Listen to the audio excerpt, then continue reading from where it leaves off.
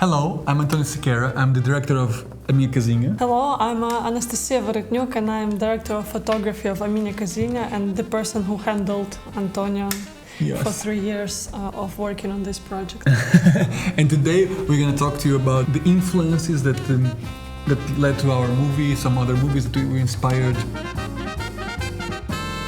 What we wanted to achieve was a movie that was a different movie than the types of movies that are made usually in Portugal, and we want to achieve that with the story and also with the look of the movie, and we wanted something a bit different, and that's where we're going to talk about a little bit about influences. I think my challenge in your film was that as DP, as a beginner DP, as I think I am still, you want to show off, you want to experiment, and you said that you want to have drama and you didn't want to attract too much attention to cinematography, so I was always trying to bring myself down to earth and be like, okay, what serves the story, what serves the story, what serves the story.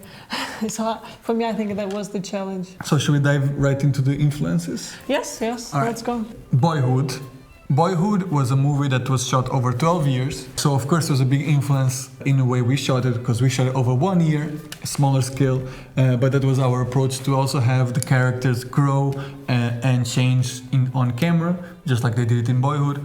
There's also the scene at the end of Boyhood when the kid goes to university. There's like a little scene in it that is about that, where the mom reflects a little bit about being the end of her life. I didn't know you were gonna be so fucking happy to be leaving.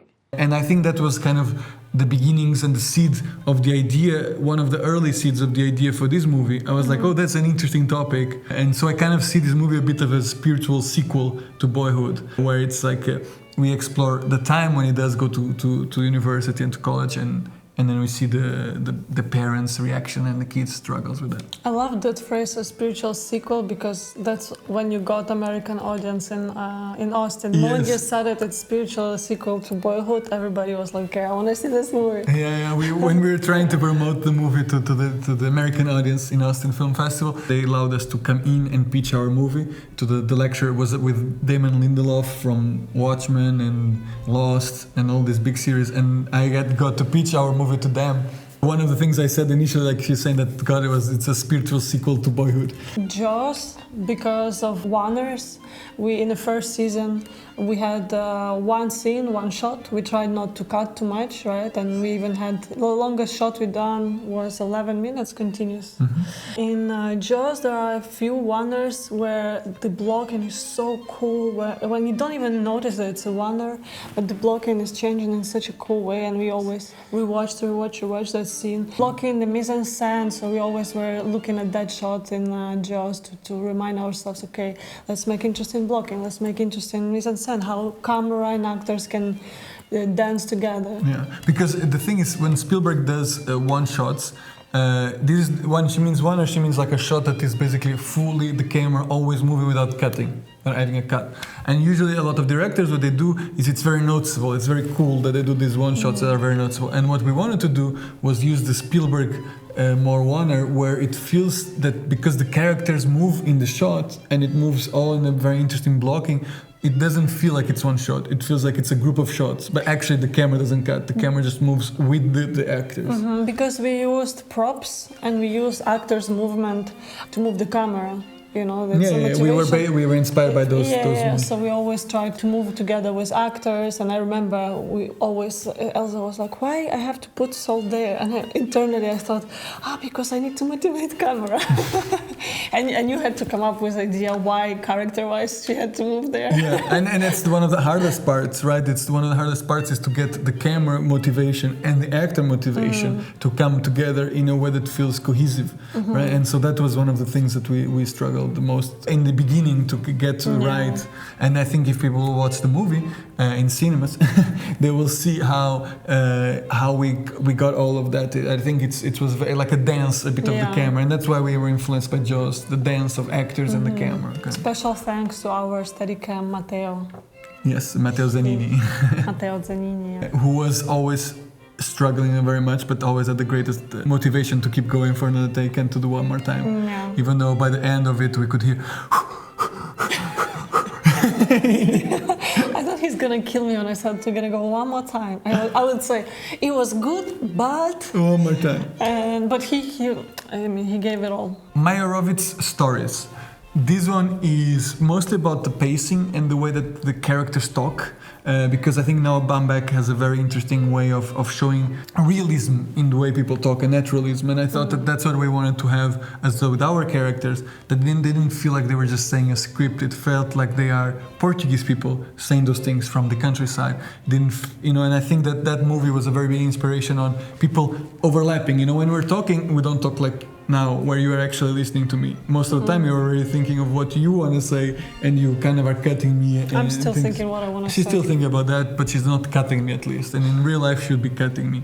And, and so that's what we wanted to kind of get into the scenes and the character. I think, I'm going to give you a compliment now, but I think you really achieved it in the third season in the dinner scene.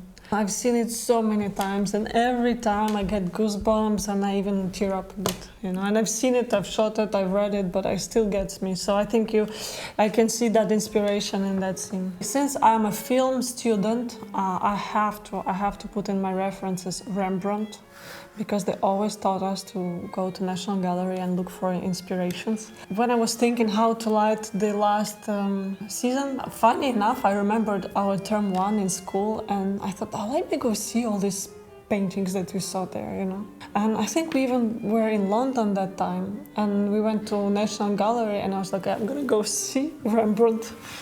And I did put it in references. And I think that shot actually... It's a beautiful shot. I think it works. And it was so easy to light as well. Yeah, we can show the shot now and see, people can see the shot of him drinking wine that is in the trailer actually. Now I've done my mission. I put Rembrandt in my references. Before Midnight was another influence, again, Linklater, and I love the way he writes characters as well, and I think the way he writes dialogue, and so I think that was definitely a big influence for the parents' arguments and how, you know, what I liked about Before Midnight, it's the last one in the Before trilogy, is that when they argue about something, it doesn't just, like in movies have, you argue and that's the end of it. It's like you argue, then then it goes down the pace, you have another talk about something related to food or whatever, and then the argument comes back up, you know, it doesn't feel like it's just all, and that's what I wanted to achieve. They mix what they say, eternal and mundane. Mundane, yeah, it's like big things about the world, but also the mundane little things in the same and space. I think it's cool. I think on A Minha Casinha we also have those moments. No. We tried to have. We were one of the influences were those. Also, when we have a shot of Belina and Tamás walking together, that's when we always would come back to Before Sunrise. Before Sunrise, to see how not just to do it boring to two shot walking in front of them or behind them. So we always try to move around and see where will be the right reason to move around. I think I also remember I had a lot in my references Captain Fantastic, because there are a lot of characters there, and also I really like just the mood of the light there, the strong highlights, and it feels warm, and I use it a lot for first season. Blue Valentine was another of the influences that we had, because I really liked the way that the director worked with the actors, made them live in the same house, and that was something I brought into our actors, where they stayed all in the same place, tried to create a sense of a family. So that was another one that I used it for those. Also, I remember one day you brought me references from Once Upon a Time in the West, and I thought he's crazy. Western and drama, family drama, what he's talking about. Of course, I wanted to bullshit you straight away, but then I listened to it and I thought, oh, it's actually cool, because in the second season, when we have opening a scene of that season, you said, oh, I want to do the Western style opening scene, because it's a train station in Aragos and it's very cinematic, it's super beautiful. And in my head, it didn't work. I thought you're just a crazy guy, you know, just want to be pretentious. But then I started to look into it, and then when we started to shoot it, I was like, oh, actually, it looks cool, it looks cool. We tried to use, because of the conflict of the family is growing, we tried to use a bit of Western techniques have a little bit of a feel of a Western in some moments. We thought it would be cool. Also, And it adds it's an amazing movie. Once Upon a Time in the West is an amazing movie. So. I think it worked because it added a bit more liveliness and something different to drama. Because drama, it's very easy to make it look similar to others and make it boring. Yeah, But we I didn't want to think be boring. That's It added a bit of sauce to it, I think. Modern Family was also actually weirdly one of the influences.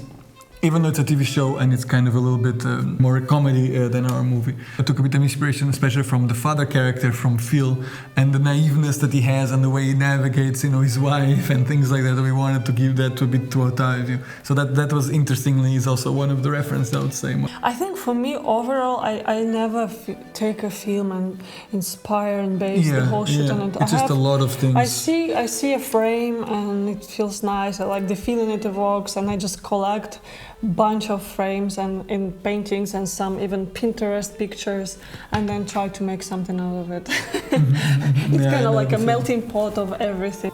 Freaks and Geeks, for example, it's another one for the role of Belinha that I wanted her to have that, and there's definitely a scene in the end that is equal to that. Lost in Translation again for Belinha, for her character being lost, and for her because Belinha is in search, she's trying to understand herself, trying to understand her femininity as well, and so I guess the character of Scarlett Johansson was a bit inspired. Everything Everywhere All at Once was also an interesting influence because I saw the way that they paced and the way that the family dynamics were very quick and moving forward and very chaotic, and I wanted to incorporate that into the family. And Dog Day Afternoon is another one that we wanted the way that Cine Lumet captures like raw performances and just goes really into the characters and the actors and gives them space to breathe, the actors. I think that was something I wanted to do.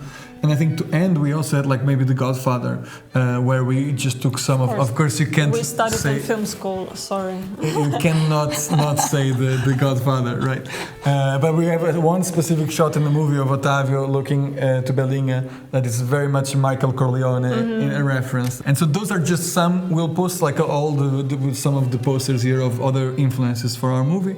And so I hope you enjoyed the video, and I hope you come to watch the movie in cinemas. Come see A Minha Casinha, cinemas across Portugal, yes. This Christmas, A Minha Casinha for everybody. Bom Natal.